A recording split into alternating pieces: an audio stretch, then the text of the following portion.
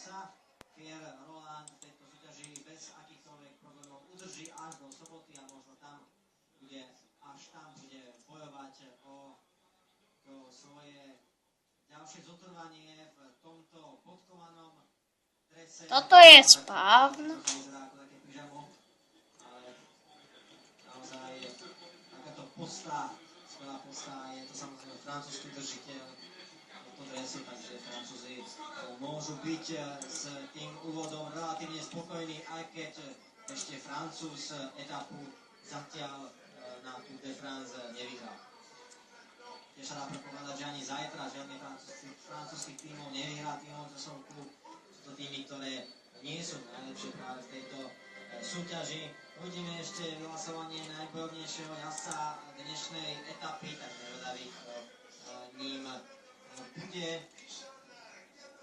Je tam ešte samozrejme Michal Kviatkovský, prezývaný Kviatek, a teda spolubývajúci Petra Veliča z Tour de France, 22-ročný skvelý mladík z Poľska. Je to obrovská nádej a v Lani druhý muž pretekol okolo Poľska, ktorý tiež spôsobil obrovskú vlnu eufórie v Poľsku, keďže bolo preteky, ktoré sa konali priamo počas Tour de France, tak troška možno zanikli v tom mediálnom záujme, ale tam bol druhý za sekundu za Morenom Mozerom s tým Cannondale, takže ktorý tiež strhol poľský národ a do cieľového Krakova sa zhromaždilo obrovské množstvo fanúšikov, takže Kviatkovského tiež doma Poliaci registrujú, aj keď poľských fanúšikov na Tour de France, to by bola veľká rarita, keby sa tu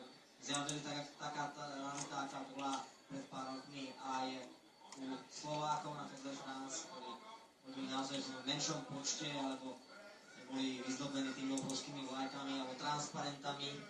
A my by sme mali ešte čakať na pódiu posledného pretekára, ktorý nám tam vyjde.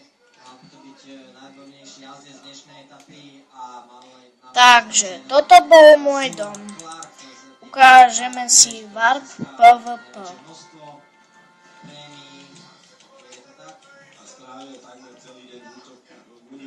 Tu je VARP PVP, vidíte? Za mňou. Počkajte. Za mňou sú pravidlá PVP.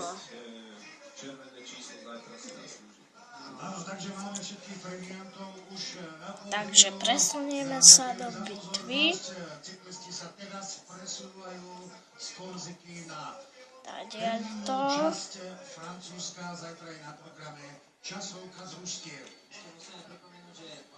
Niekto ma tu zabije. Takže toto je. Vidíte, to je blúdisko hore. Pavučina skákačka. Láva. Teraz si ukážeme VARP Enchantirnu.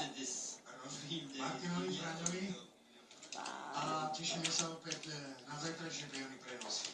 Príjemný zbytok. No. Vidíte, VARP Enchantirna. Tu si zenchantíte veci.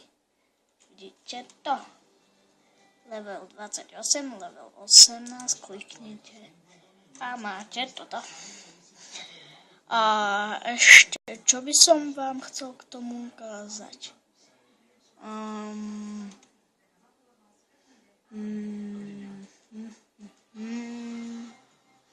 To je asi všetko. Ukážeme sa si adresu tohto tu servera.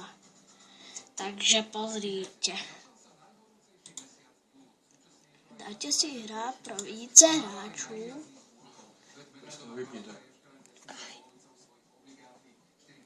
A tu je tento set.